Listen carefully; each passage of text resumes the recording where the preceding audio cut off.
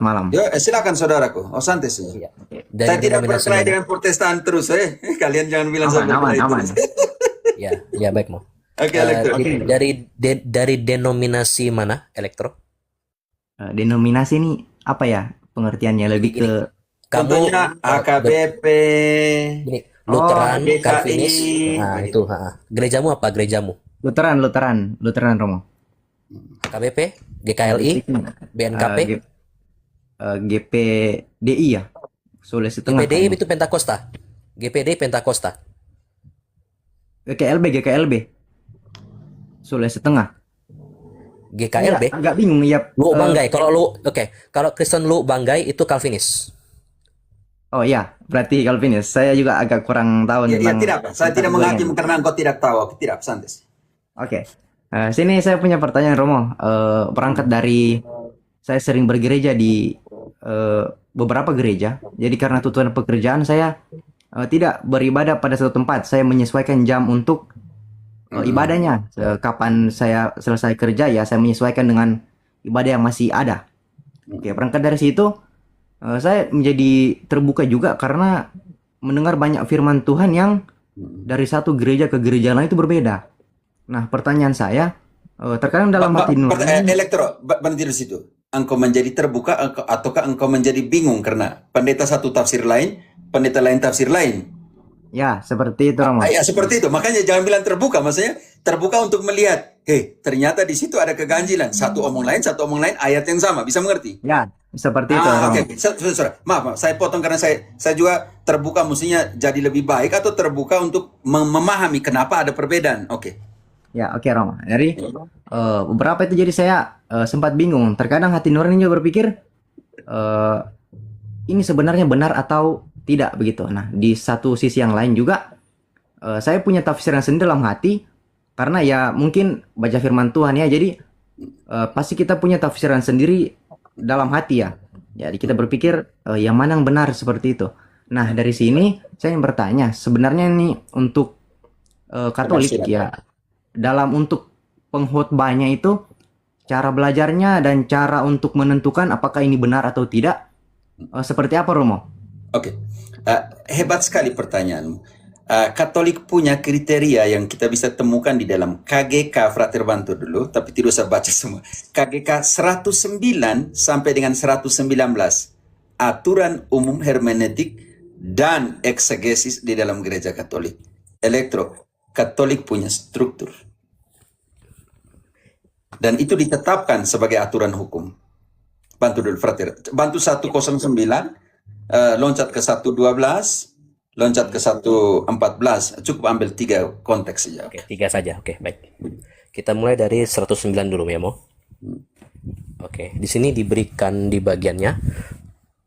Di dalam kitab suci, Allah berbicara kepada manusia dengan cara manusia. Tahan dulu di situ. Elektro.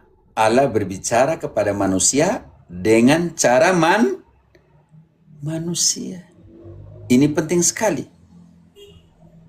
Kalau kita dengan cara Allah nanti di situ agak susah karena daya tangkap kita berbeda. Oke, lanjut. Oke. Penafsir kitab suci harus menyelidiki dengan teliti agar melihat apa yang sebenarnya hendak dinyatakan para penulis suci dan apa yang ingin diwahyukan Allah melalui kata-kata mereka. Tahan dulu di situ. Elektro. Engkau harus memahami pertama penulis suci itu. Siapakah Paulus? Dia tulis ke Roma dengan maksud apa? Konteks historisnya seperti apa? Situasi batinnya seperti apa? Situasi yang menerima surat seperti apa? Elektro, berat di sini atau tidak? Bukan karena apa yang saya pikirkan, melainkan apa sih yang Paulus pikirkan?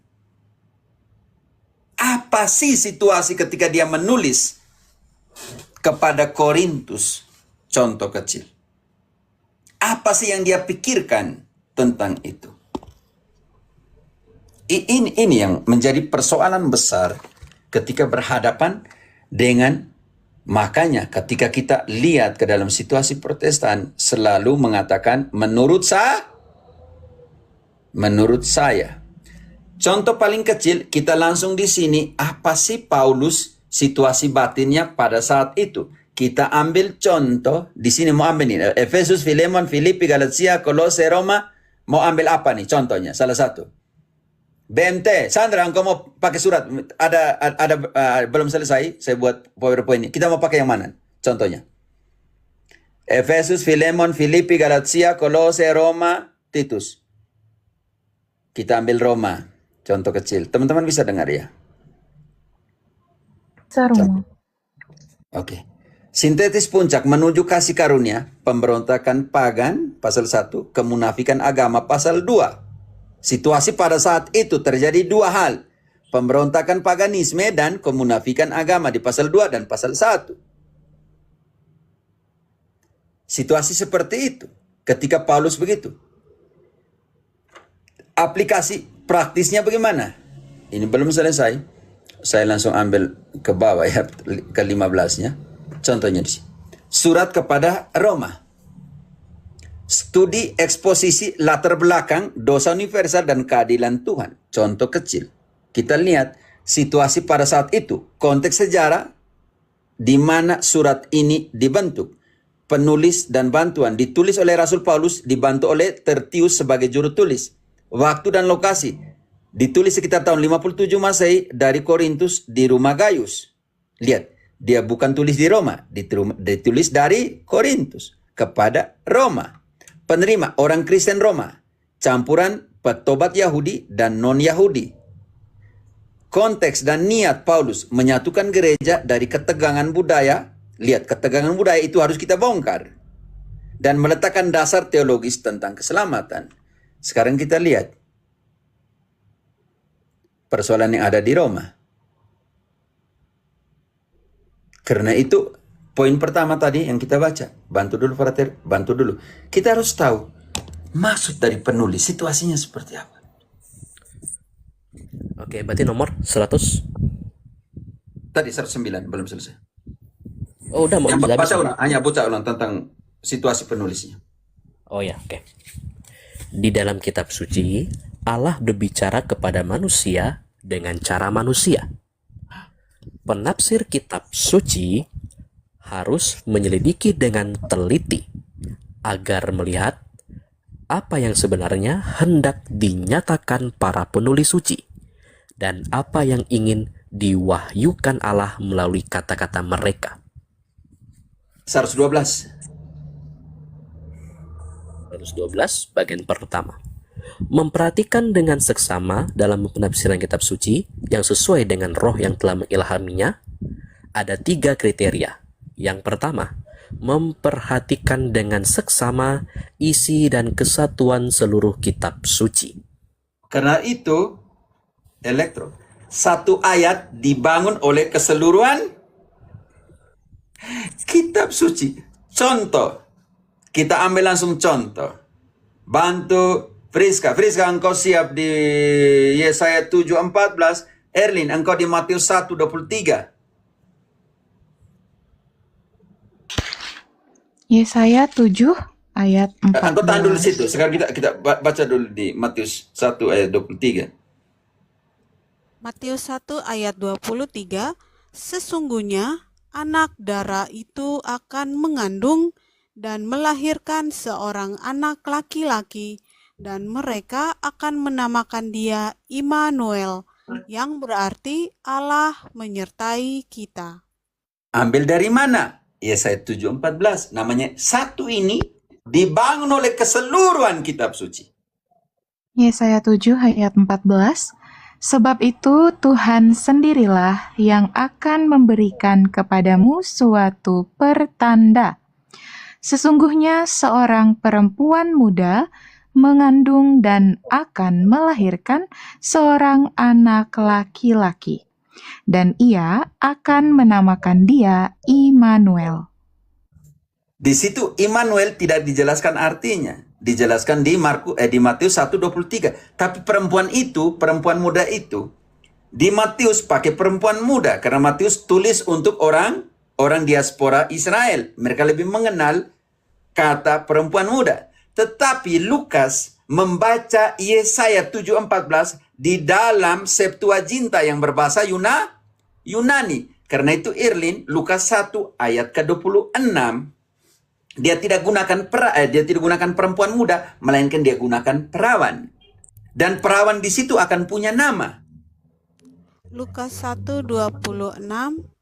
Sambil engkau siap di situ, Friska, engkau bantu nanti di Galatia 4 ayat 4.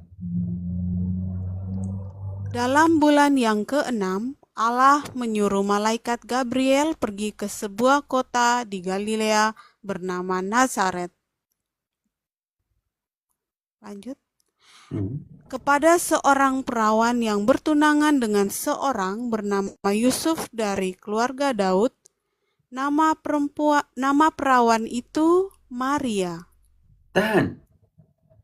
Elektro. Sekarang di situ ada dua pernyataan. Matius mengambil dari Yesaya 7:14 tanpa mengubah. Di situ perempuan muda. Bisa mengerti? Bisa, Romo, bisa.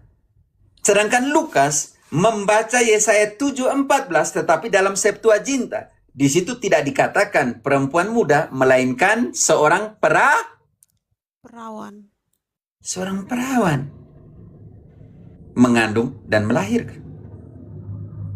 Kalau begitu, Paulus menulis Mariologi dan Kristologi di dalam satu ayat penting, Galatia 4 ayat 4.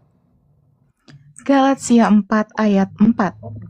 Tetapi setelah genap waktunya, maka Allah mengutus anaknya yang lahir dari seorang perempuan dan takluk kepada hukum Taurat. Setelah genap waktunya, genap apanya? Erlin, genaplah apa yang telah dinubuatkan dalam Kejadian 3 ayat 15. Keturunanmu. Di mana? Genap waktunya, genap apa yang menggenapi semua yang ada di sana. Sekarang setelah genap waktunya itu, Allah mengutus anaknya yang lahir dari seorang perempuan. Genap apanya? Nubuat 3 ayat 15. Kejadian 3 ayat 15. Aku akan mengadakan permusuhan antara engkau dan perempuan ini, antara keturunanmu dan keturunannya. Keturunannya akan meremukkan kepalamu, dan engkau akan meremukkan tumitnya. Supaya meremukkan keturunan ini, Hawa baru ini, perempuan ini, bisa meremukkan kepalanya iblis, maka pertama dia harus lahirkan. Supaya dikatakan keturunanmu. Elektro. Ini yang kita namakan isi dan keseluruhan. Ayat satu ayat tidak bisa berdiri sendiri. Kita hanya tadi ambil sampel, oke? Contoh. Belum kita ambil tentang kriteria tentang keutamaan Petrus. Kenapa Yesus memberikan kunci kepada Petrus? Kenapa dia dirikan di atas Petrus? Belum semua kita ambil. Ini belum saya koneksinya sampai Wahyu di dalam permusuhan itu. Elektro. Untuk menafsirkan, yang pertama, engkau harus memahami kriteria pertama, isi dan keseluruhan. Satu ayat dibangun oleh seluruh kitab suci. Kriteria kedua, frater. Ya. Kriteria yang kedua, membaca kitab suci dalam terang tradisi hidup seluruh gereja. Kenapa? Ginting, 2 Tesalonika 2:15. 2 Tesalonika 2 ayat ke-15. Tolong type di bawah, teman-teman. 2 Tesalonika 2 ayat 15. Berpegang teguhlah. Sebab itu, berdirilah teguh dan berpeganglah pada ajaran-ajaran yang kamu terima dari kami, baik secara lisan maupun secara tertulis. Elektro harus ditafsirkan dalam terang tradisi. Karena Alkitab tidak bangun gereja. Alkitab adalah produknya gereja. Yesus dirikan gerejanya dahulu. Baru dia bilang, wartakanlah, sebarkanlah, kabarkanlah. Tapi yang pertama, dia bangun dia punya gereja di atas Petrus dulu. Protestan punya terbalik. Karena pengaruh dari mentalitas biblisnya Protestan dan Luther, dia katakan gereja spiritual, gereja yang dibangun ketika seseorang membaca kitab suci. Artinya kitab suci yang membangun gereja. Terbalik. Siapa yang mengkanonkan kitab suci ketika begitu banyak tulisan-tulisan apokrifa pada saat itu? Yang mengklaim bahwa dia benar. Siapa yang menjadi determinasi kanon, kriteria pengkanonan, kalau bukan gereja yang memberikan itu? Elektro, pertanyaan saya. Siapa sih menurut kitab suci yang menjadi tiang penopang dan dasar kebenaran? Elektro, engkau jujur saja, yang kau diajarkan itu apa? Ya, apa yang diajarkan? Yang menjadi kriteria kebenaran, tiang penopang dan dasar kebenaran diajarkan oleh Protestan itu apa? Teman-teman bisa type, karena kita harus butuh dia yang jawab. Untuk Bukan sejauh kalian ini yang saya pahami semuanya bergantung kepada pribadi dan tentang tuntunan Roh Kudus, Romo.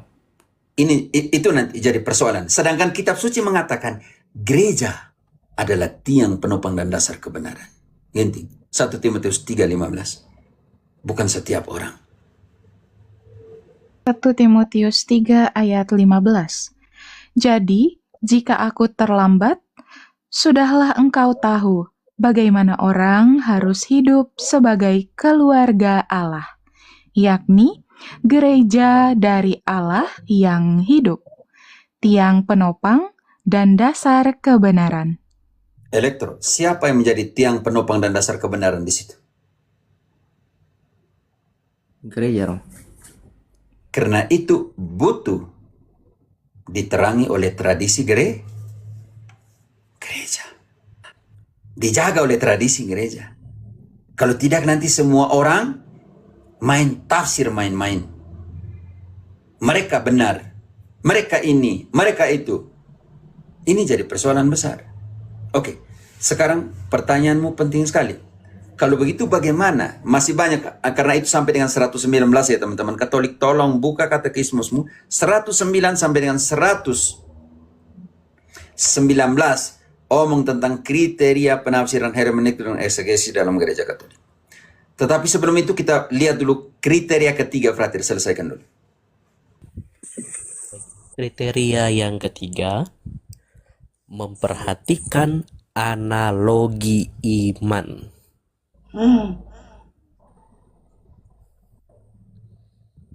Engkau mengerti? Jelaskan, Frater. Di situ lanjutnya. Ayo. Oke. Diterangkan di sini, dengan analogi iman dimaksudkan adanya hubungan kebenaran-kebenaran secara imanen satu sama lain dan di dalam rencana keseluruhan wahyu dari Allah. Karena itu tidak ada prinsip pertentangan. Satu ayat tidak melawan ayat yang lain. 1:16, Frater. Bantu dulu tambah ini, tambah 1:16. Ya, 116. Dalam arti harafiah, ini adalah arti yang dicantumkan oleh kata-kata kitab suci dan ditemukan oleh eksegese yang berpegang pada aturan penafsiran teks secara tepat. Pertanyaan saya, kita mau buat contoh. Elektro. Kitab suci mengatakan. Teman-teman jangan kesenai karena saya lagi setengah jam saya. Kitab suci mengatakan, jika mata membuat engkau berdosa, cungkilah. Jika tangan membuat engkau berdosa, potonglah. Bagaimana engkau menafsirkan di sini, Elektro? Karena di situ ada penafsiran harafiah di situ tadi. Pertama lihat dari ini loh Romo. Konteksnya ini kitab eh, apa puisi kah atau apa begitu. Jadi tentang Engkau mengerti dulu. Engkau jangan dulu konteks. Engkau sebagai Protestan yang namanya letterlek, penafsiran harafiah, berbahaya sekali di situ. Jika matamu membuat engkau berdosa cungkila, lebih baik buta masuk kerajaan Allah daripada dengan mata yang utuh dibuang ke api yang berkobar-kobar. Engkau pilih yang mana nih? Mau tafsir lurus atau tidak? Kalau semua pendeta bilang, yang tertulis, berarti sudah banyak, semua pendeta sekarang buta karena tidak mungkin mereka tidak berdosa dengan mata. Elektro, engkau berapa kali berdosa dengan matamu? setiap saat Romo. Yang tulisan itu sudah dinaikkan, tidak bisa, engkau lagi putar, kau punya sinyal. Siapa saudara kita yang setiap saat, berarti engkau sekarang sudah buta atau tidak? Kalau mengikuti seperti yang tertulis seharusnya sudah buta. Berapa kali pendeta yang sudah buntung karena berdosa dengan tangan? Banyak Romo. Bahaya. Makanya itu, yang ini tidak tafsir harafiah. Tetapi kalau bilang omong tentang Maria, omong tentang purgatorium, itu tidak boleh, tidak boleh. Bisa mengerti? Harus tertulis. Tetapi yang tertulis seperti, potonglah kakimu, potonglah tanganmu, lebih hilang daripada berdosa dibawa ke neraka. Saya mau berdebat, kopi berdebat dengan orang lain. Saya tidak butuh orang mau berdebat di sini. Kau pikir saya hanya datang dalam hidup saya untuk berdebat dengan kau kah? Kau cari, kau buka kau room, berdebat sendiri yang kau room. Tidak penting di sini kau berdebat. Saya lebih baik layani elektro seperti ini yang mau. Patungku keren. Iya, memang patung itu keren. Nah, kalian bendera sekalian hormat. Munafik namanya. Oke, elektro. Karena itu kriteria dalam kekatolikan punya kriteria penafsiran. Tidak main gila, oke? Kita memang baru 3, tapi banyak sekali di situ. Oke. Sekarang, bagaimana kitab suci omong tentang penafsiran? Ini penting, oke? Yang pertama, Santo Paulus bilang apa tentang penafsiran? Bantu dulu. 2 Petrus. Erlin, engkau siap di Yohanes, di Kisah 8. Siap-siap 8:28. Contoh, tapi setelah kita baca 2 kriteria yang ditekankan oleh Santo Petrus tentang penafsiran. 2 Petrus 3 ayat 15, ayat 16. 2 Petrus 3 ayat 15. Anggaplah kesabaran Tuhan kita sebagai kesempatan bagimu untuk beroleh selamat. Seperti juga Paulus, saudara kita yang kekasih, telah menulis kepadamu menurut hikmat yang dikaruniakan kepadanya. Hal itu dibuatnya dalam semua suratnya, apabila ia berbicara tentang perkara-perkara ini. Dalam surat-suratnya itu, ada hal-hal yang sukar difahami, sehingga orang-orang yang tidak memahaminya dan yang tidak teguh imannya, memutarbalikkannya menjadi kebinasaan mereka sendiri. Sama seperti yang juga mereka buat dengan tulisan-tulisan yang lain. Elektro, engkau bisa mengerti di situ. Kita mengerti Romo. Hati-hati, jangan sampai penafsiranmu membawakan kebinasan. Bukan hanya tentang surat-surat Paulus, tetapi juga surat-surat yang kitab-kitab yang lain. Oke, sekarang di bab 1-nya, ginting, ayat 19-20. Kita butuh kriteria apa di sini? Kriteria Roh Kudus itu ditentukan, ditekankan di dalam KGK, tapi tadi kita tidak sempat baca. 2 Petrus 1 ayat 19 ya Romo. Dengan demikian, kami makin diteguhkan oleh firman yang telah disampaikan oleh para nabi. Alangkah baiknya kalau kamu memperhatikannya, sama seperti memperhatikan pelita yang bercahaya di tempat yang gelap sampai fajar menyingsing dan bintang timur terbit bersinar di dalam hatimu. Yang terutama Ini tahan harus dulu, kamu penting. ketahui. Kriteria pertama dalam penafsiran. Yang pertama-tama harus kamu perhatikan. Yang terutama harus kamu ketahui ialah bahwa nubuat-nubuat dalam kitab suci tidak boleh ditafsirkan menurut kehendak sendiri. Sebab tidak pernah nubuat dihasilkan oleh kehendak manusia, tetapi oleh dorongan Roh Kudus, orang-orang berbicara atas nama Allah. Sekarang elektro. Kriteria utama di situ adalah Roh Kudus ya. Pertanyaan saya, bagaimanakah engkau menerima Roh Kudus? Oke, secara biblis, satunya di permandian, Ginting. Sekarang Erlin, engkau bantu terima Roh Kudus melalui pembaptisan. Oke, ini penting sekali, itu tidak ada masalah. Oke, tetapi di situ kita akan membuat pembanding hebat. Ginting, engkau konsentrasi di sekarang Ginting, engkau di Kisah 2 ayat ke-38, benar bahwa pembaptisan menerima Roh Kudus. Erlin, engkau siap di Wahyu 8, di Kisah 8. Kisah 2 ayat 38, Ginting masih Ginting karena Erlin panjang nanti. Aduh, halo. Bantu dulu teman-teman. Aduh, terpental demo. Aduh. Sinyalnya pasti kalau terbentar kan lagi. Kisah Rasul Erlin, 2 engkau Kisah 2 ayat 38. ayat 38. Oke. Jawab Petrus kepada mereka, "Bertobatlah dan hendaklah kamu masing-masing memberi dirimu dibaptis dalam nama Yesus Kristus untuk pengampunan dosamu, maka kamu akan menerima karunia Roh Kudus."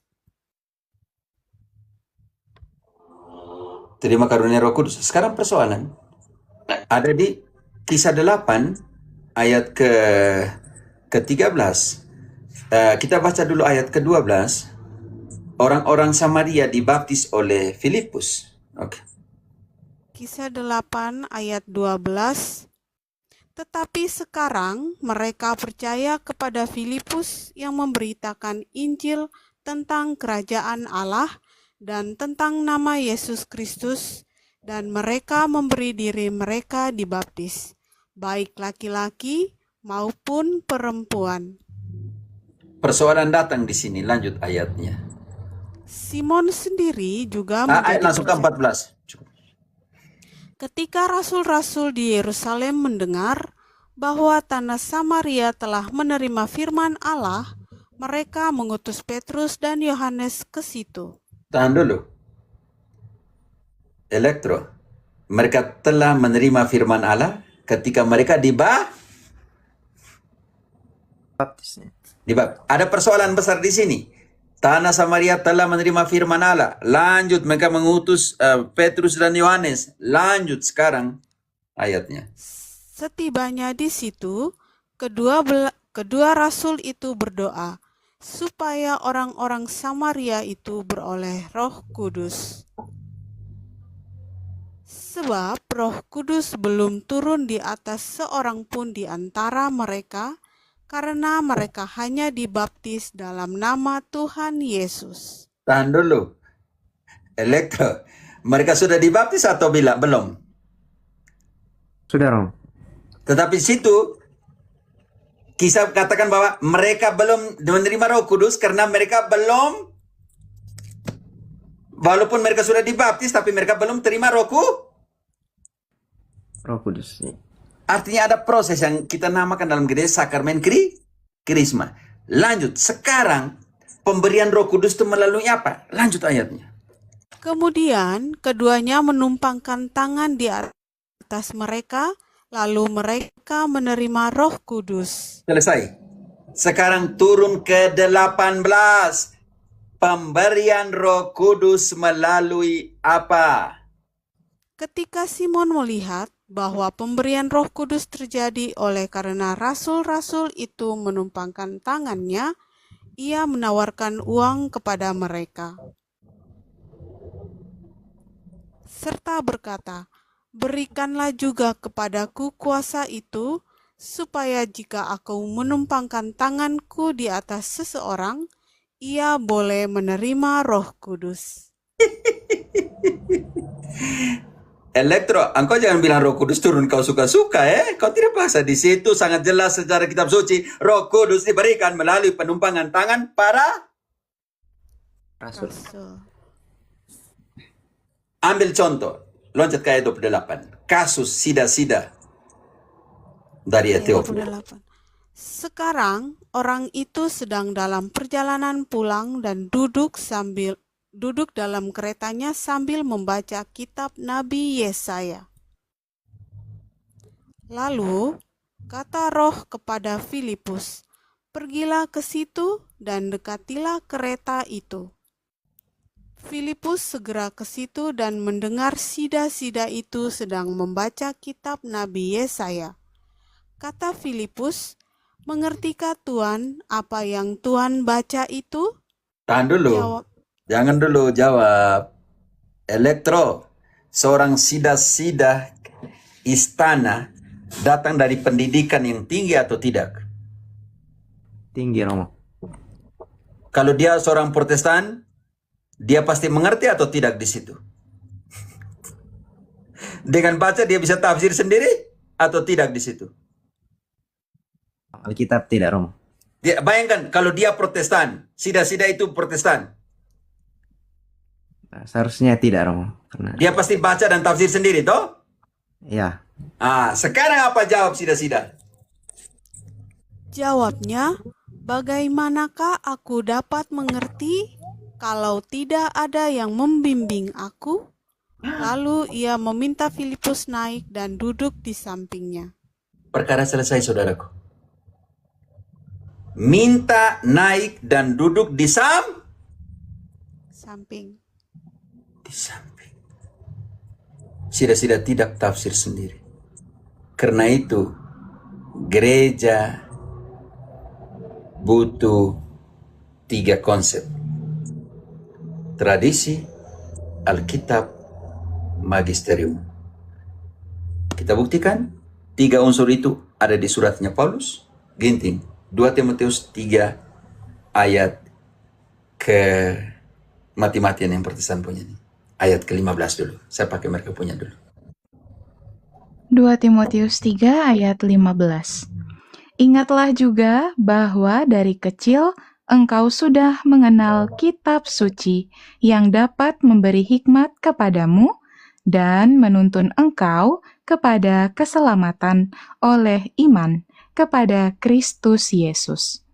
Elektro, kitab suci mempunyai dua tujuan, yaitu membuat engkau menjadi bijak, memberikan engkau hikmat, dan menuntun engkau kepada keselamatan. Dia tuntun kepada keselamatan.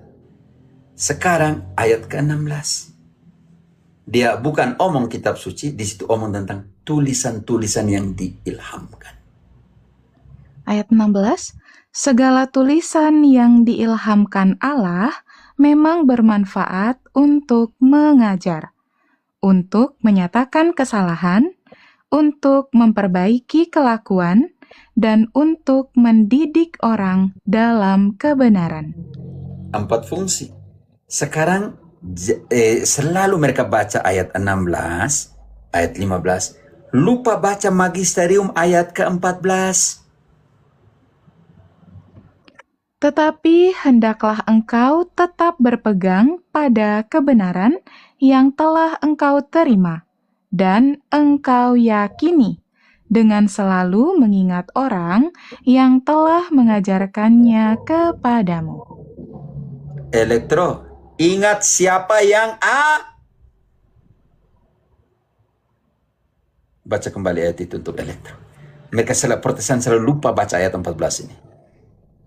Tetapi hendaklah engkau tetap berpegang pada kebenaran yang telah engkau terima dan engkau yakini, dengan selalu mengingat orang yang telah mengajarkannya kepadamu. Elektro, dengan selalu ingat siapa? Orang yang mengajarkan terlebih dahulu. Ingat magisterium yang ajarkan itu. Mengajar, pengajar, magisterium. Ingat magisterium yang mengajarkan itu kepadamu. Berpeganglah kepada kebenaran yang kau terima, yang kau hidupi, dengan selalu ingat siapa yang ajarkan itu kepadamu. Karena itu 1 Timotius 4 ayat ke-16, pendeta-pendeta, baca ayat ini baik-baik supaya jangan kau sesatkan orang ke jurang ketidakselamatan. 1 Timotius 4 ayat ke-16. Apa yang harus hati-hati di situ? 1 Timotius 4 ayat 16, awasilah dirimu sendiri dan awasilah ajaranmu. Bertekunlah dalam semuanya itu, karena dengan berbuat demikian, engkau akan menyelamatkan dirimu dan semua orang yang mendengar engkau. Saudaraku, awasilah dirimu dan apa yang kau ajarkan. Sebab dengan berbuat demikian, engkau selamatkan dirimu sendiri dan orang yang mendengarkannya. Karena itu, elektro, jangan main tafsir sendiri.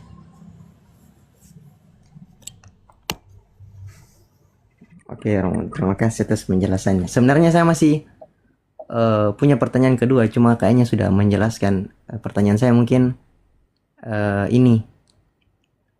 Berarti dalam hal ini kita sebagai orang yang mungkin tidak terlalu paham tentang Alkitab, berarti dalam konteksnya tidak bisa langsung.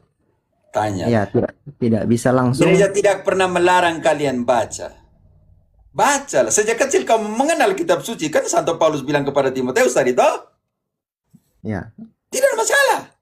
Tapi ketika kau tafsir, hati-hati Santo Petrus. Jangan sampai membawakan kebinasaan.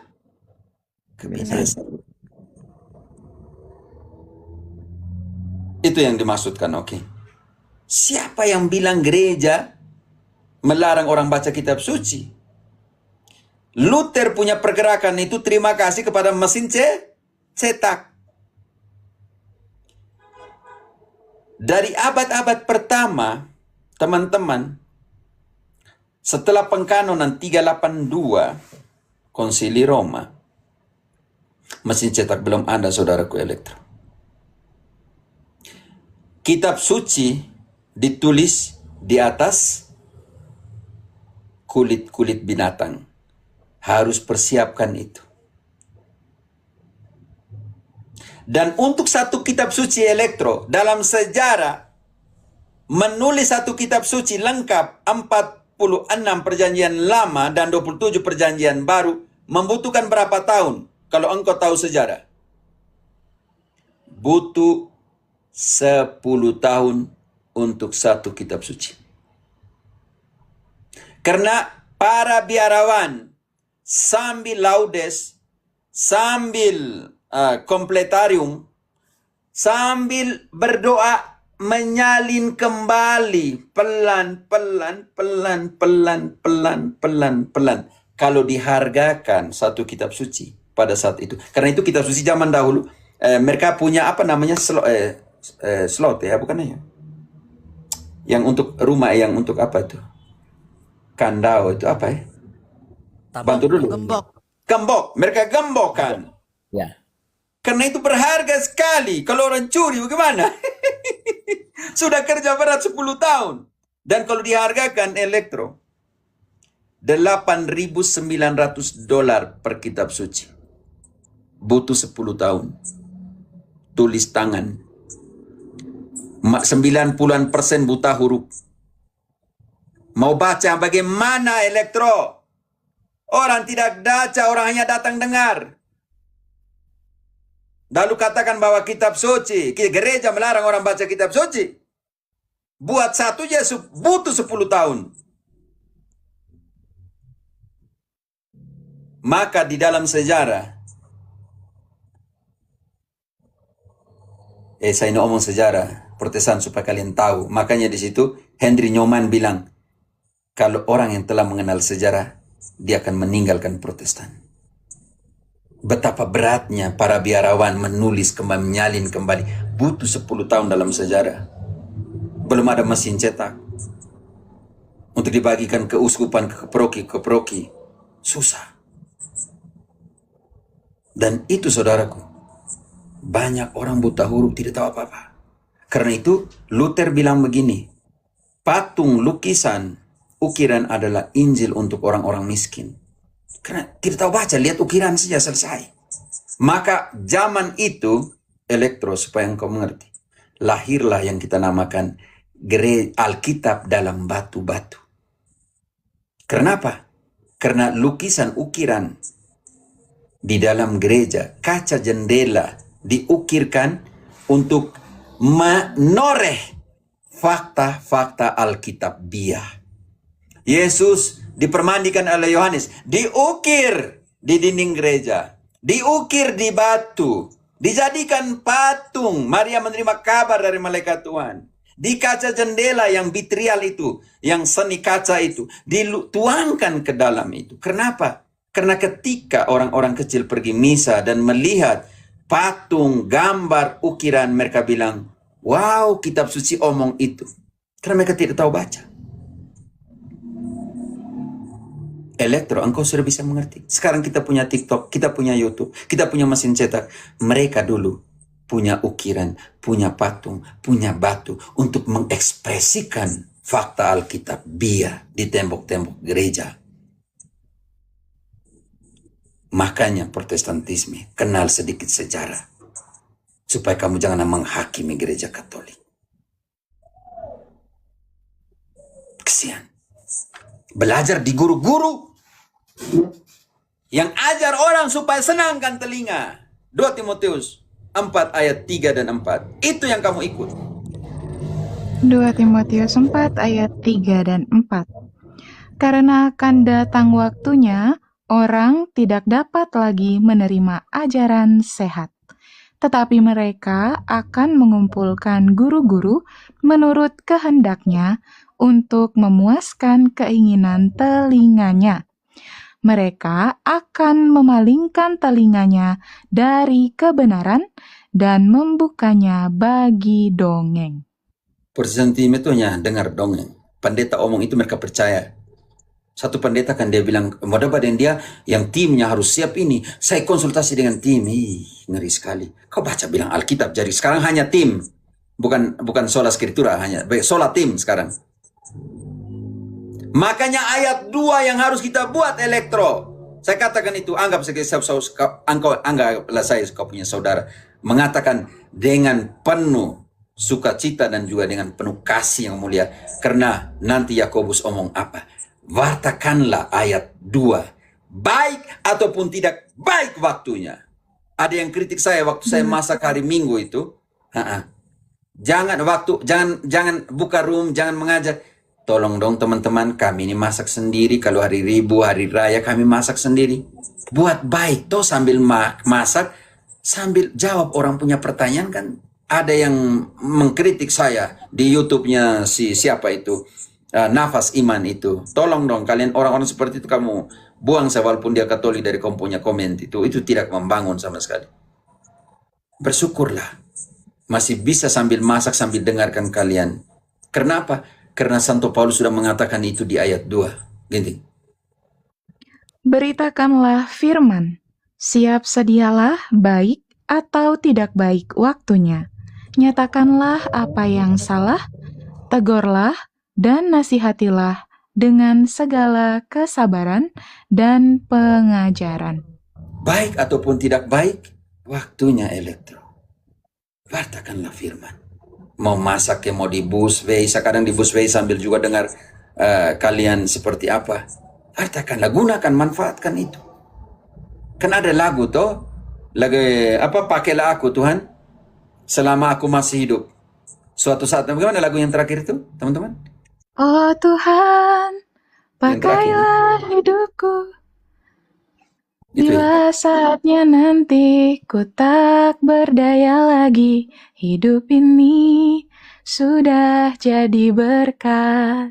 Lagu itu Protestan, jangan kau bahas. Tidak, hanya mau katakan, kamu yang Protestan itu jadi berkat toh. Jadilah berkat sebelum kau mati. Jangan jadi tukang pajak persepuluhan, janji iman, jangan jadi pajak buah sulung. Jadi, wartakan yang benar. Itu yang saya mau katakan untuk kalian. Elektro, engkau sudah bisa mengerti. Cari kebenaran, saudaraku, cari kebenaran. Dan kebenaran akan memerdekakanmu. Tinggal di dalam firman itu. Erlin, bantu dulu. Yohanes 8 ayat 32-33. Tinggallah dalam firman itu. Dan kebenaran akan memerdekakanmu. Yohanes 32-33, dan kamu akan mengetahui kebenaran, dan kebenaran itu akan memerdekakan kamu. Turun ke ayat sebelumnya. Setelah Yesus mengatakan semuanya itu, banyak orang percaya kepadanya. Maka katanya kepada orang-orang Yahudi yang percaya kepadanya, "Jikalau kamu tetap dalam firman-Ku, kamu benar-benar adalah murid-Ku." Lanjut. Yang tinggal dalam firman, yang adalah muridku, maka apa yang memerdekakan? Dan kamu akan mengetahui kebenaran, dan kebenaran itu akan memerdekakan kamu. Jawab mereka. Cukup. Jangan pakai ulang. Cukup. Elektro. Jangan selamat bodoh. Ginting. 1 Timotius 2 ayat 3 dan 4. Jangan selamat bodoh. 1 Timotius 2 ayat 3 dan 4. Itulah yang baik dan yang berkenan kepada Allah, Juru Selamat kita, yang menghendaki supaya semua orang diselamatkan dan memperoleh pengetahuan akan kebenaran. Elektro, jangan selamat bodoh. Selamat, tetapi sampai kepada pengetahuan akan kebenaran. Begitu saudaraku, oke? Carilah kebenaran, belajarlah, bandingkan, oke? Katolik tidak pernah memaksakan engkau jadi Katolik. Siapapun, walaupun begitu, adalah agama terbesar di dunia dengan 1,5 miliar.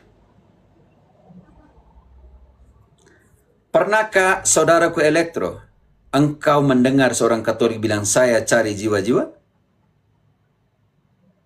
Selama ini yang ikut-ikut ibadah juga Katolik belum pernah, Romo. Yang kita omong tadi kitab suci, bukan saya yang omong. Kita baca tadi kitab suci. Selidik kitab suci. Tetapi ingat, kitab suci sudah omong seperti itu. Engkau membantah lagi. Kau dari sola skritura yang kitab suci sudah omong sangat jelas di depan matamu.